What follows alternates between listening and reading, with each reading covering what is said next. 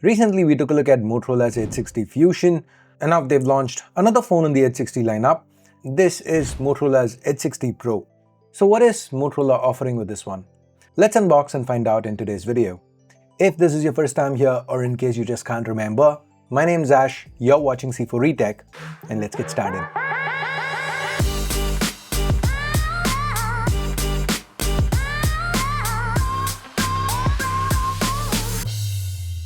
Before we begin, a quick disclaimer, I am working with Motorola on this one, but that said, neither the script nor the video have been shared with the brand beforehand, and this is not a review. With that out of the way, let's get to the unboxing. Motorola's box. It's pretty familiar, the typical eco-friendly packaging again.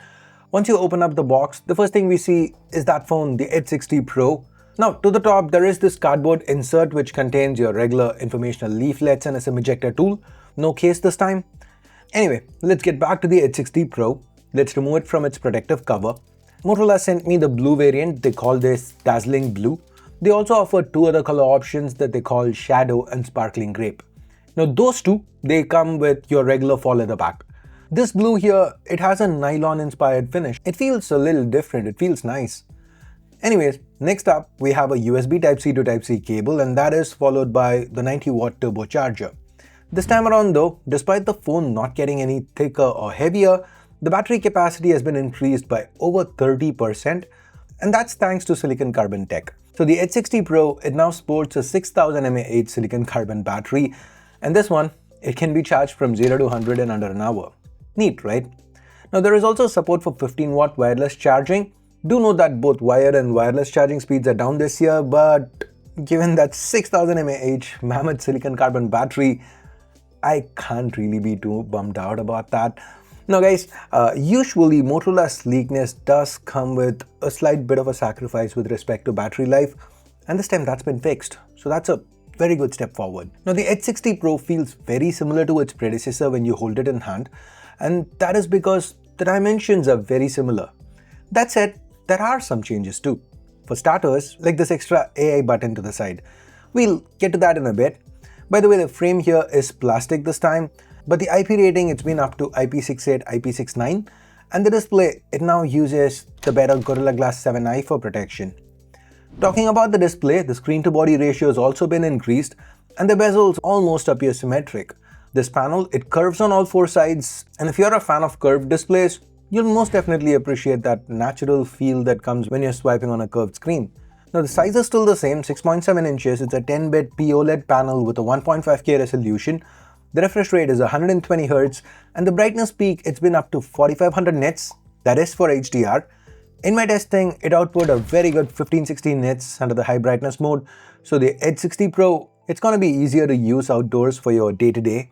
Also, Motorola has brought the newer version of their Smart Water Touch version 3.0 that we saw on the Fusion. That's here too. So you can now use the H60 Pro when the screen's wet to type passwords and whatnot. It's pretty much business as usual. Now the biggest upgrade this year, it's gotta be that chip on the inside. Now last year, the H50 Pro, it had the Snapdragon 7 Gen 3, which is a good chip, sure, but for a Pro model, it felt a little underpowered. Now they flipped that script around this year. They've gone for the Dimensity 8350 Extreme, which gets you performance that rivals flagship SoCs from just a few years back. And Motorola's paired this with 8 or 12 gigs of LPDDR5X RAM and 256 gigs of UFS 4 storage. This was yet another pain point last year, the fact that they went with LPDDR4X and UFS 2.2. So glad to see they've addressed that. Now with software, we get Hello UI built atop Android 15, and Motorola's promising 3 years of OS updates along with 4 years of security patches. Now usually with new releases, when brands up the SoC, they don't really do much with the software. And when they're talking a lot about the software, you surely know that the SoC is more or less the same, right? They've not really upped it. But this time around, despite the big increase in performance, Motorola has also really gone all out with the software, especially the AI part of things. Now all that begins with that little AI button to the side. Moto AI 2.0 is what they are offering here, and unlike what we saw on the H60 Fusion, a lot more happens on device with the H60 Pro instead of on the cloud, and that's because of the better SoC on the inside. Now let me give you a few examples. Say you're picking up the phone after a while, you can just press the AI button and choose Update Me. Moto AI 2.0 gives you a contextual update on what's been going on, who's messaged you. Basically, you get updated on what's been happening with your phone. Then there's remember this. Say you're in bed. You suddenly remember you need to withdraw cash from the ATM tomorrow. You can ask Moto AI to remember this, and the next day, you can just ask Moto AI what you wanted to be reminded about. Now guys, we've seen Smart Connect in the past, right? Now Motorola has integrated that extremely well with Moto AI. Just one command, and there you go. You have your display on your tablet. By the way, if you didn't know, Smart Connect works with all tablets, not just Motorola's. On top of all this, there's the Perplexity integration. Say you're reading an article, press the AI button and choose Explore with Perplexity, and you end up getting context-based suggestions. Now there's a whole lot of this kind of AI stuff that Motorola has done. Now in each of these instances I mentioned, the AI button gave us different prompts. And that's because it reacts to you, it's contextual, it anticipates what your next move and tries to get you that.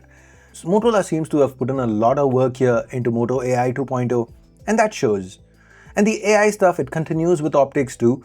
There's the usual array of AI functions that we've come to expect. And talking about the cameras, there's a triple camera array to the back. The primary is Sony's 50 megapixel Light 700 that's paired with an f1.8 lens with OIS. We've seen this sensor in action in the past, but Motorola's improved the processing this time and the results, they're a tad bit better. Even under low light, this camera performed well. Now there's also another 50 megapixel sensor here. This is for the ultra wide. This one comes with autofocus, so it pulls double duty for macros too.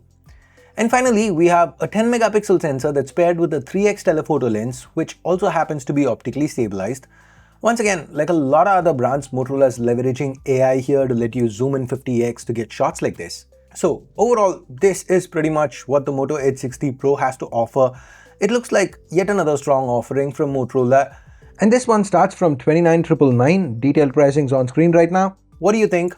Let me know in the comments below. And I guess that's it. Thanks for watching. Ash out.